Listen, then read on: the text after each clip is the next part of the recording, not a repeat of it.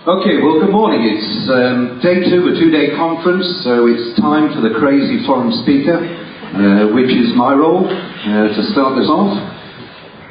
The conference organisers asked me basically to give you an insight into a long history that I've had in technology transfer. I'm a fairly old guy, so I've been working in it for over 25 years now.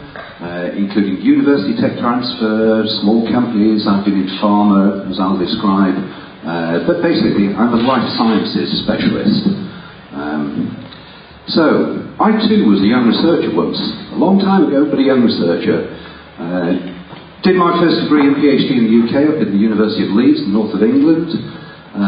Went there to my first postdoc position in Birmingham, and then got onto a fairly exciting track in the University of Oxford. I was a sleep researcher, I was a neurophysiologist, had a small independent research team, and I was set for a very nice Oxford career. I was to become an Oxford Don. I would drink the university claret. I would spend my life right the way through to retirement, and with a bit of luck I would get a knighthood at the end of it. So my academic career was very much in front of me, and I decided to change totally. Where would I go? I was a total background in academia. Shall I go out to industry? Shall I go into the law? Shall I go and trade stocks? And in the end I decided to join the big pharma industry. First opportunity that came up was actually in clinical research. So I thought, well, I'll take that. It's a different area, could be exciting, let's have a look at it. And I was based in the UK running for a big multinational company, their fast-track program to get really important projects through the clinic and get registered. But I was out at dinner with one of these clinicians that I was working with, who said, you really ought to have a talk to some people I know who work in venture capital. At that time, venture capital had a very bad name in the UK. In fact, most people called them vulture capitalists instead of venture capitalists. They used to take everything and walk away leaving you with very little behind. So I thought that's a good idea. Next career move, I went to work in venture capital. So I worked for the largest UK venture capital company at the time, the 3i Group, and what they wanted me to do was to talk to universities to look for potential spin-out opportunities for them. So this is the very early days of tech transfer in the sense of trying to spin companies out of university. One of my clients was Imperial College in London. And they were doing it really badly. And I thought, that's a good place to go and have my next career move. I'll go and see if we could really get something working in Imperial. Imperial already was a very big institution, great amount of technology, huge amount of life sciences. And on the day I was appointed, I also had a colleague appointed on the same day. 2 of us had to share a desk and a phone. This is the entirety of the life sciences from one of the biggest institutions in the UK, and they couldn't afford 2 phones for us. It's just completely crazy. But I stayed there for 8 years, and I will show in a separate slide, we transformed their tech transfer completely over that period. I deserted the ship. I left. I was into the business creating Spinout, so I took one out, went out as its chief operating officer, had a senior guy with me as an executive chairman. We did very well in this company. Sold it on to a multinational, French-based multinational, for whom I then went to work back in big pharma again. Okay, I've now got really old. I thought, what am I going to do next? I've been around most of the circuit, there's got to be something different to do. I thought, what does everybody do as you sort of nudging retirement? I'll go to consultancy. So I'm now a consultant. I'm a hired gun. I go around giving people tech transfer advice, but at the same time, I can't let go of the aspect of spinning companies out of universities. It's a really, really exciting activity. And it's also exciting, not just for the senior guys, it's exciting for you guys, and I'll show you.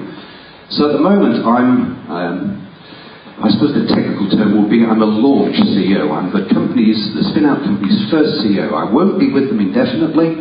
I'll be only there for a while. We get it started, we get it rolling, we get finance into it, we wind it up into it's a really dynamic, forward-thrusting company, and then I leave and let people who are better at the job get on with it.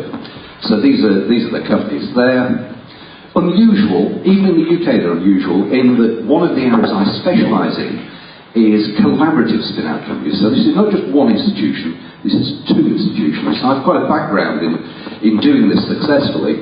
But as you can see, there's some sort of serious names here. Oxford, Cambridge in particular are two of the major centres in the UK that are really dynamic in terms of spinning companies out. But even they don't do this collaborative dual university spin-out. Why two institutions rather than just the one? Well, quite often in the biosciences there is complementary technologies that are needed to get a company into appropriate shape to really fly, and quite often the best complementary technology is not within your own university. You have to go somewhere else to find the absolute best. So why not collaborate? That is a problem. Most universities say, oh, it's hard enough spinning out of one university, why do you want to do it out of two? It is a major headache quite often. But slowly the infrastructure is changing, people are becoming more familiar with the concept of two universities collaborating, and I think the sense in the UK now is that spin-outs are being done for the UK. They're not just being done for one university's benefit. This benefits the UK through jobs and a whole variety of other things. In the UK, we got it really badly wrong in technology transfer, and this is probably the best example I can think of how you can get it wrong. Monoclonal antibodies. There's a fantastic presentation given by a guy, I'm sure you're familiar with his name, Cesar Milstein, in 1975. He stood up at a presentation, an internal presentation in Oxford, and presented information on monoclonals, then totally new. Within the audience, the internal audience there in the Medical Research Council, there was a guy who said, this looks interesting, not quite sure what we're going to do with these monoclonal things, but looks interesting, and probably we ought to do something about patenting it. Went to Cesar Milstein and said, are you planning to publish? And he said, yes, we've already submitted the paper. So the guy in the audience rang up the Medical Research Council and said, look guys, you've got to do something about this, you've really got to patent this before the publication comes out. At that time, all of the technology coming out of the Research Council funded scheme was handled by this organisation here. My apologies. This organisation here called the NRDC. Even in the UK, we love having acronyms and abbreviations. And they said, okay, we look at it. Don't really know what to do with it, and eventually they decided that they weren't going to proceed with filing a patent application on these monoclonal things. They thought they could be useful, but they couldn't really think of any immediate application for them. Can you believe it? Nobody's ever found out who the guy is who wrote that report. But basically, the US, of course, as is so common, spotted the opportunities, particularly for the usefulness of monoclonals immediately, patented those uses, and made a lot of money out of this, particularly the Western Institute.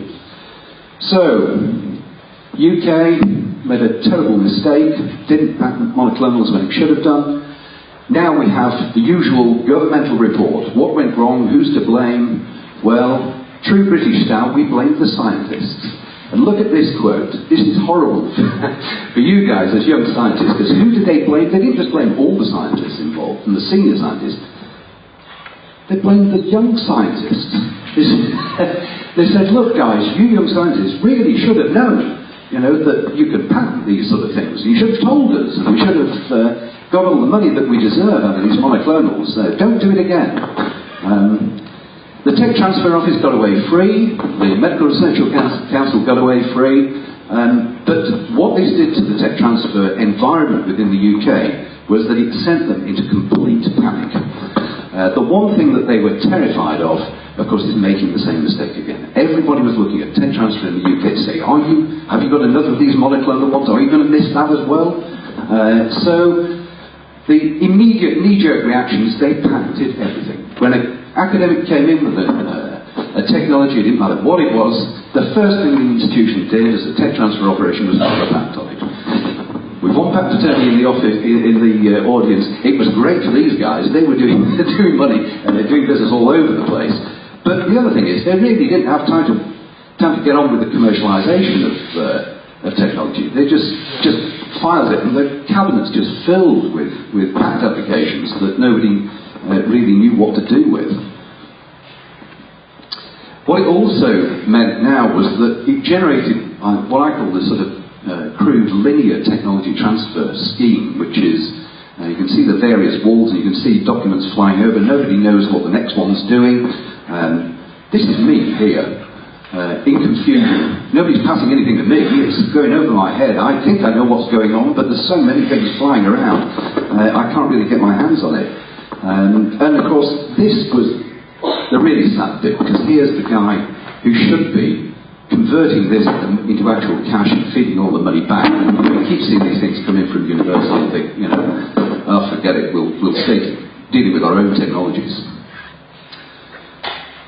At Imperial, when I joined, therefore, it was right in the middle of this era, and my job brief was to file the patents for them, to organise the filing, bring up the patent attorneys, get everything done, and with a bit of luck, try some out-licensing, John, see if you can get some money back for all this work. And I thought, this is crazy, we're missing out on some really, really important things here, doing it in this sort of way of crude patenting and out-licensing. What about the nature of academia-industry partnering? Surely there's things that can be done to actually get a closer relationship between what I was told to think of as out-licensees and the actual academics, so they could work together a bit closer. What about spin-outs?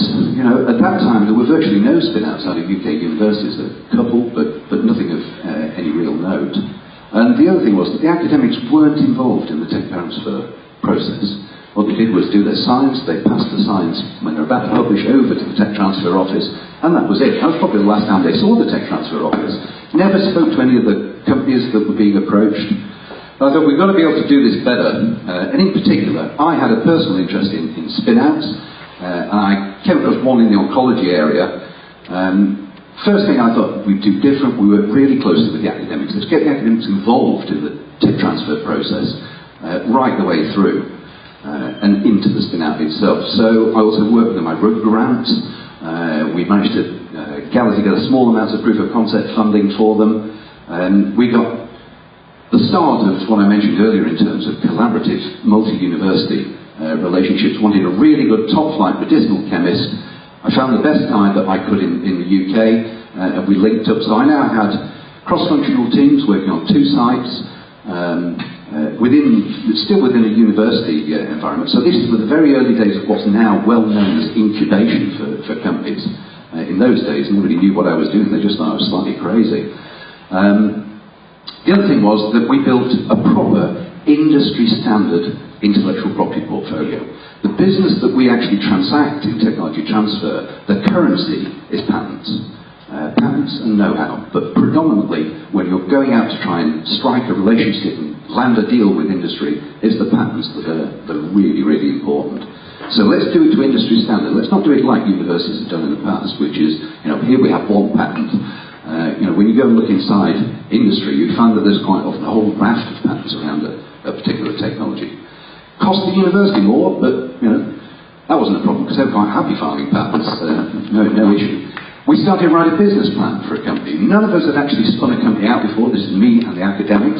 But I pulled them into the business plan preparation process as well. So the actual strategic drive for the company was part science, part commercial. It was a proper team effort. We also tried something really unusual, even now for spin-outs, was that we thought the hardest thing with a spin-out is raising the first amount of money. You go knocking on venture capitalist doors endlessly. I used to have them come to me. And you know, you're trying to raise a small amount of money to get this company going, and they say, come back when you're a little bit further on.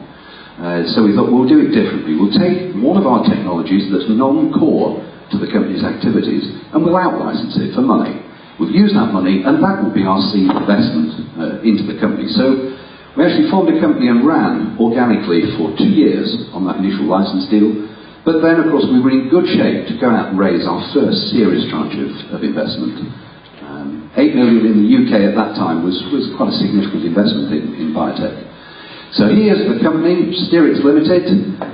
This is the sort of lifespan that it had, not huge. It actually had a longer lifespan because Ipsen carried on with the work inside itself on our portfolio for quite a long time. But the headlines from this, really good news for the universities. In its lifetime, it turned over of the order of around £35 million. So not huge, but reasonable at that, for that time. And of that, 26 million went back to the universities. The universities loved us. Here's me, of course. We had to have loads of, the usual corporate shots at various events. So the senior guys always get a good showing. So me as COO for the company and my executive chairman. But the next slide, this is probably one of the most important slides out of the whole deck, so you guys would take some sort of message home from. Here we are, all the senior guys at the front. But look at the size of the team. And look at the ages in that team. This company was driven by young scientists. It might have been guided by senior guys, but the engine were all of these guys up here. Nearly all of them remained in academia whilst Steerix was in operation. So we didn't pull them out, put them on a separate site. We actually kept them there. They were doing both curiosity-driven research and applied research on the company's business. And a lot of these guys actually went on to quite senior positions in industry. So we've got some heads of oncology in that picture. We've got people who are now chief scientific officers in companies. But some of them stayed in academia, of course. They enjoyed their time in Steerix. They enjoyed doing applied research, but they went back to pure curiosity-driven research. The biggest thing out of all this, it was exciting. These things have to be fun. If they're fun, they work. And if you're enjoying what you're doing, it always goes a lot better. The university tech transfers sector therefore changed quite a lot over the period of my involvement in Imperial. We went from this sort of very crude, let's patent everything type of mindset of for God's sake, let's not miss it, let's just make sure we get a patent on it. It moved on to a slightly better situation where let's be a little bit cleverer, we'll start to have some commercial appraisal before we start filing patents. We need to know that it's worth filing on to start with before we actually spend the money. But it was still a kind of linear process, but we'd started to get also academia and industry talking together frequently and coming to see us rather than us continuously having to go see them. Now we're in a situation where I think we do a lot more in-depth commercial appraisal of pretty much everything before any money is spent on it, which is good, but particularly we involve the academics in that dialogue. So it's not just us making the decision, it's a joint activity. And of course now incubation and company spin-out from UK universities is huge. Some universities do it a lot. Imperial being one of the examples. And what the aim is, they want to be world leaders in this area. One of the big problems though, as I mentioned before, I work in trying to collaborate, get universities to collaborate together to deal with spin-outs. They're not brilliant at it. What we have done though is generate a lot more high quality patents out of this process. We've also got a really improved engagement with industry in terms of they know we have interesting things and they come and see us when they want something, which is a nice change. Most importantly, we have a lot more dynamic entrepreneurs coming out of academia. Some of them stay there, they operate their companies while staying in their labs, others actually move out to greenfield sites. The sheer number is rising, and it's people do what is right for them. Technology transfer now doesn't operate in that linear fashion. It's more this sort of dynamic committee-style approach where people of different abilities, different responsibilities sit around a table. The big change, though, is you see the academics now. It's not a case of them throwing their invention over the wall anymore. They're involved throughout the process, right the way through to commercialisation and the interaction with companies. And of course, the people who are in these boxes here are predominantly the young scientists. They're not the senior guys, they're the people working at the bench on a daily basis. I mentioned collaborating universities. In the UK, I've just sort of gathered together probably the top 3. Tech transfer offices here are really parochial. They're really locally focused. So Oxford's tech transfer office deals with Oxford. Cambridge deals with Cambridge. Imperial with Imperial. Imperial is one slight exception at the moment, but that's okay. That works. They're big academic institutions. It's worth having a big tech transfer office, and some of these are around between 40 and 60 people now, headcount. But what about the small guys in terms of the universities? I've just pulled up some of the Welsh universities here.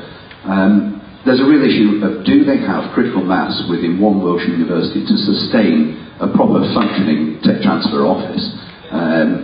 The bigger ones, maybe Cardiff, yeah. Bangor? Probably not. Not the right way to do it. And the other thing is that because each university has its own dedicated tech transfer office, they're working for the best interest of their own university. They're not interested in the other universities, even the ones just down the road, which is, crazy when you think about it. These are public institutions. They should collaborate. They ought to be made to collaborate if they're not doing. It's a political issue.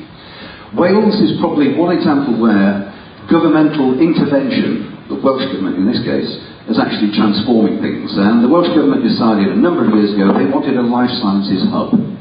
So they find a nice shiny building and they take a floor in it. That floor is now populated by big pharma companies, have offices there, lawyers, loads and loads of ancillary staff. It acts as a meeting hub. There are lots of conferences held there. It's basically the focus for Welsh life sciences. If anybody wants to come and talk about Welsh life sciences in any respect, they can go to this place, single floor, single reception, find out what's going on, get the introductions. Works very well.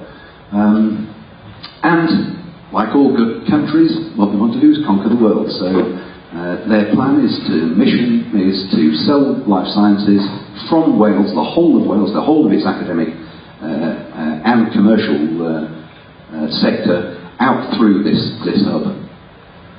They send out loads of good documents of this sort saying how good we are, how many people we've got in various areas, and come and see us, lovely glossy slides and so on.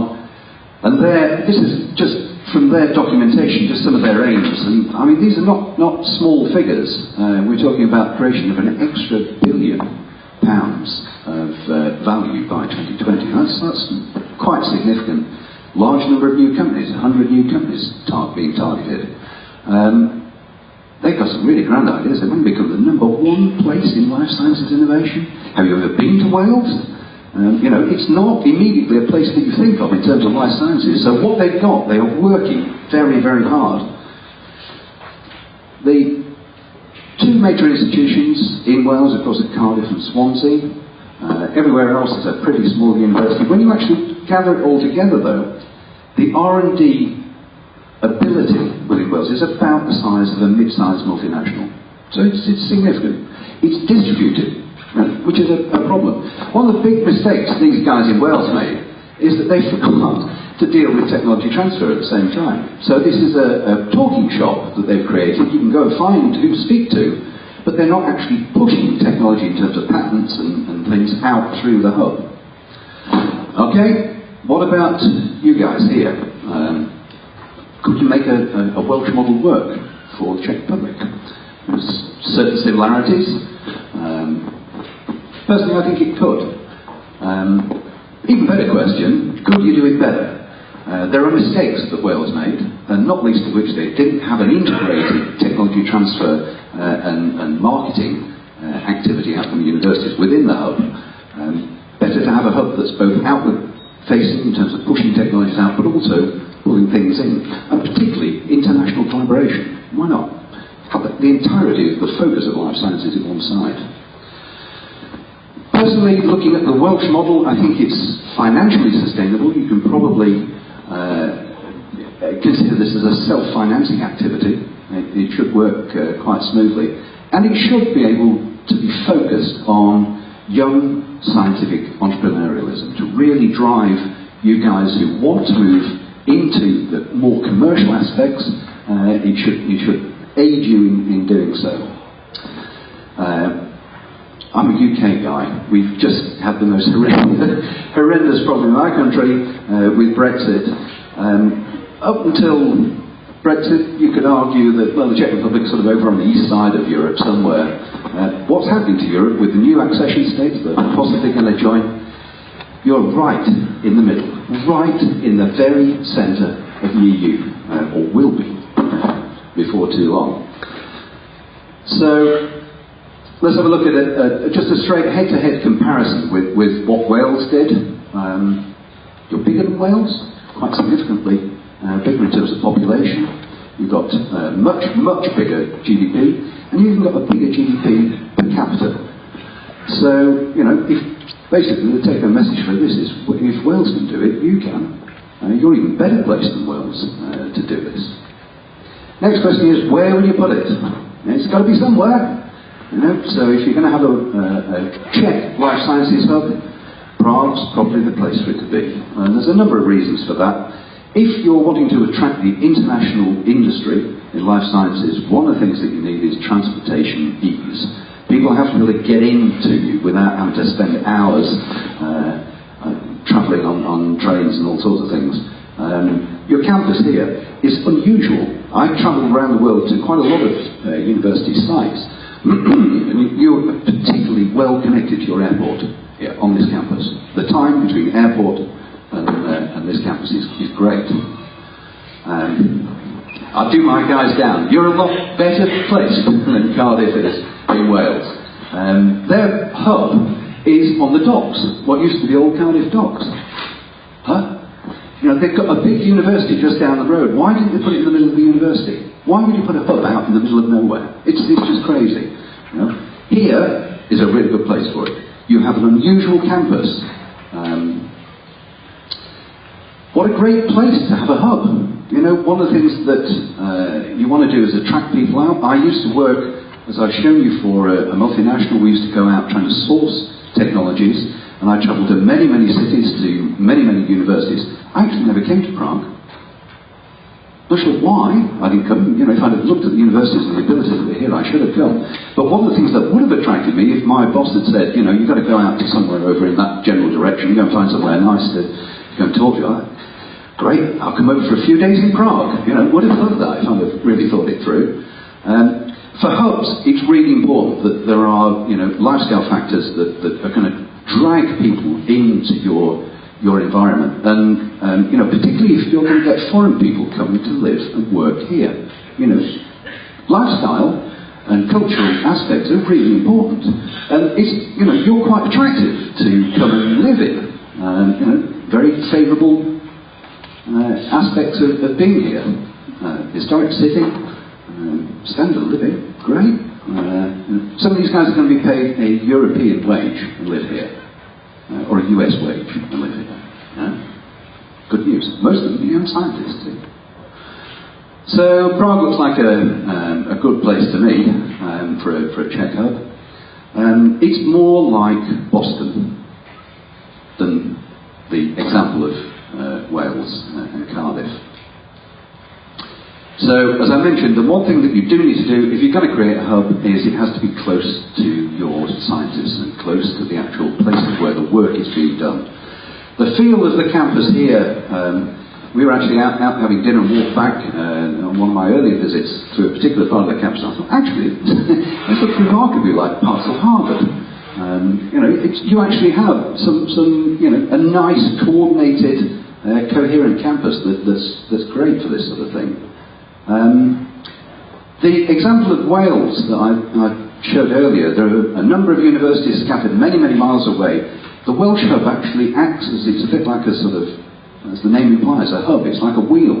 So the life sciences hub sits in the middle, but it interacts with local technology transfer offices out in individual universities. Now those technology transfer offices, if you operate that type of model, a sort of hub and spoke model, each of the individual institutions don't have to do everything with tech transfer. They can use some of the central resources and some of their own resources. The local people are more to do with scouting technology, for monitoring technology developments, and feeding it into a hub that then actually markets it for them. One of the things I mentioned earlier was, you know, well, if you're going to do it, see if you can do it better. I personally think Prague could. You can have a centralised hub here. whilst maintaining all your technology transfer offices in the various institutions and other university cities. I genuinely believe, you're suffering right at the moment from being underpowered in some of your tech transfer offices, in terms of, there's a critical mass issue. You need a sustainable amount of technology to pull on to actually have a proper functioning tech transfer office. Let me just move through these quickly as I'm conscious of time here. That point is the main one for a hub. Of course, it's a single point of contact. It's a single tangible place that people can go to. If I'm working for GSK and I want to come and see what's going on in Prague, I don't want to spend my secretary's time and PA's time of a week setting up meetings. That should be done here. If I'm GSK, I pick up the phone and I speak to the hub says, yeah, we've got a load of things interesting going on here. This piece of technology is really exciting, that piece of technology. Don't worry about it, I'll arrange it, send you the itinerary, you just come. It's a simple function to do, would take a very small amount of staff to do it.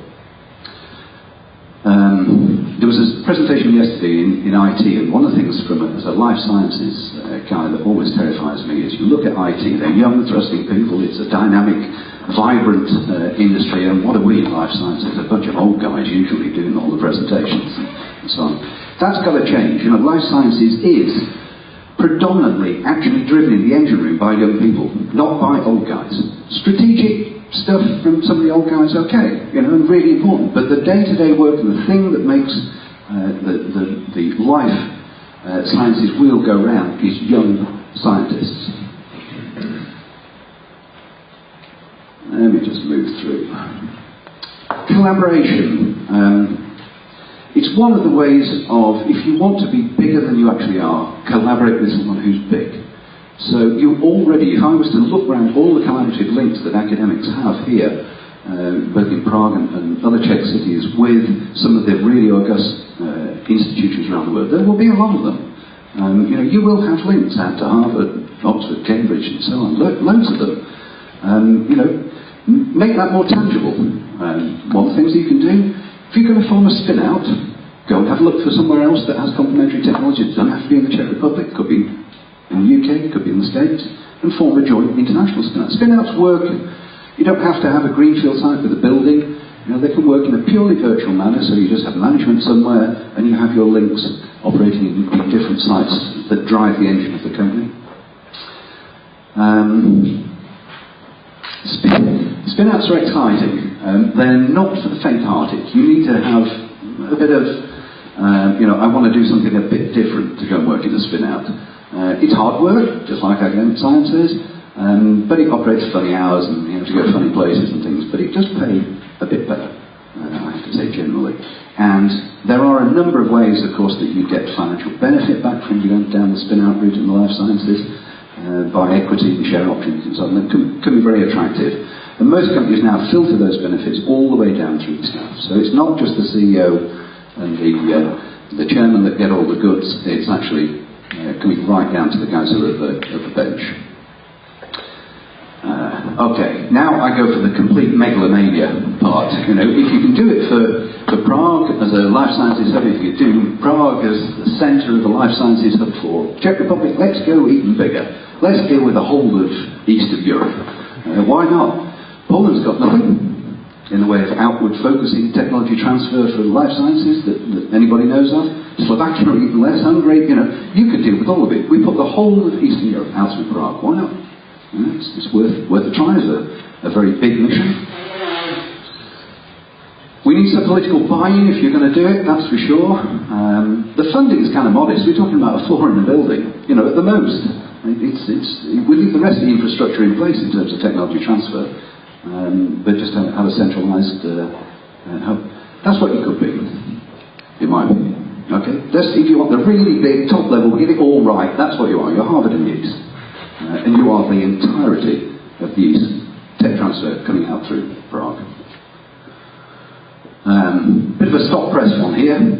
Governments like technology transfer. And this weekend we had an announcement from the UK government that they're putting 2 tranches of money over the next 4 years of a really serious quantity into technology transfer, and particularly technology transfer for moving spinouts.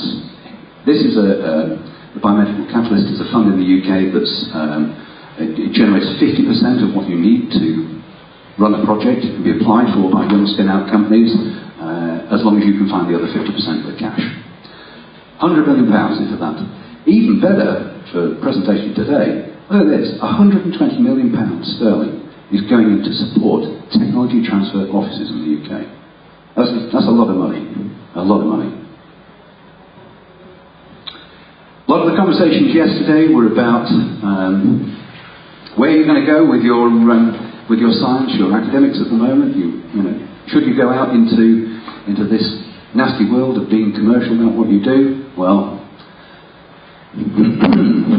I won't say any more. Thank you.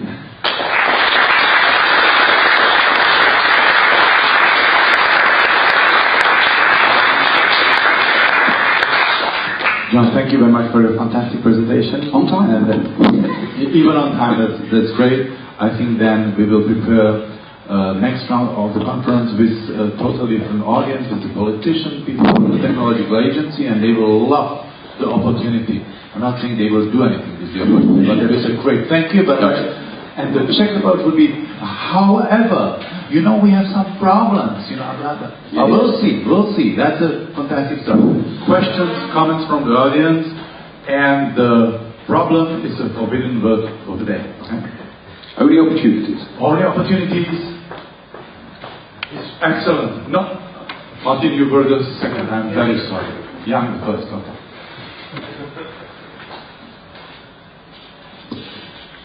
Hello, Edward Bakstein from National Institute of Mental Health and Czech Technical University.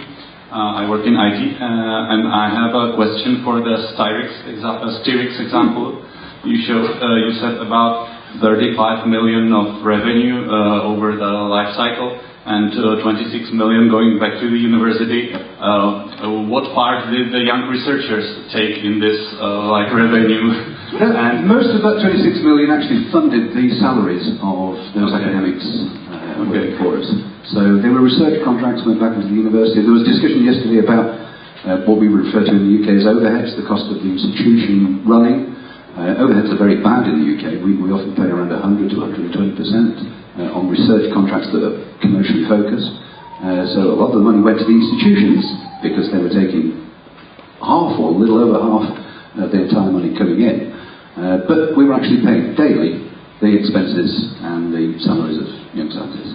Okay, and the intellectual property, in this example, it is property of the university, or is it? No, it was a fully commercial contract that we put in place. We normally would with all the spin-outs I deal with, by which the company owns the intellectual property. So it's handled initially by the university and transferred directly into the company. So the company sort of, we almost act like the tech transfer office for that particular project. And kind of deal with it ourselves. Okay, thank you very much, and thanks again for the very motivating talk. Thank you, Martin. Actually, I don't have a question for you. I have a question for the next speaker. When you get to the microphone, Christian, it's me, right? No, you don't need to come yet. But the question, when you listen to this presentation, is Bavaria scared of Prague now? Yes. But don't answer now. Start with your presentation, okay? We can find later. Yeah, fine. Because I can see a fear in your eyes already. Okay. Munich is going to shake from tomorrow. And we still do not know the result of the elections yet. Okay, we have another question right there.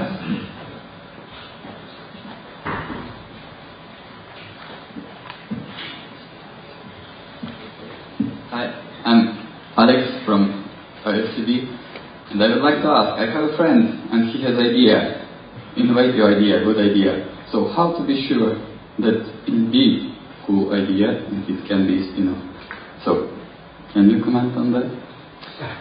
How do you recognise a good idea as being appropriate? Because some people, it can be something else. That's a difficult question. Quite often spin-outs are created strategically from quite an early earlier point. So it's quite often not a single technology.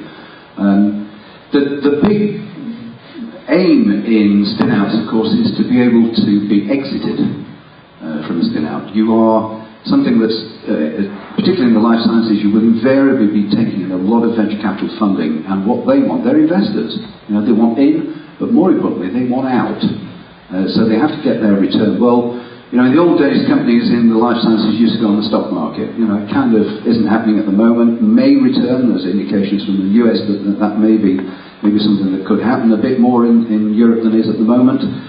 The other exit, of course, is being acquired. And for me, in particular, working in the drug development area, our exit is big pharma. So, it's a kind of roundabout answer to your question. What we have to do is end up with a basket of what is interesting to who's going to acquire us. So when you see the technology coming in right at the front end, you have to work out whether that alone is going to be enough to sustain that type of exit, or whether you have to put other things around it so that you have a basket of technologies that will go out. So it's all entirely exit focused to analyse even the very first invention first.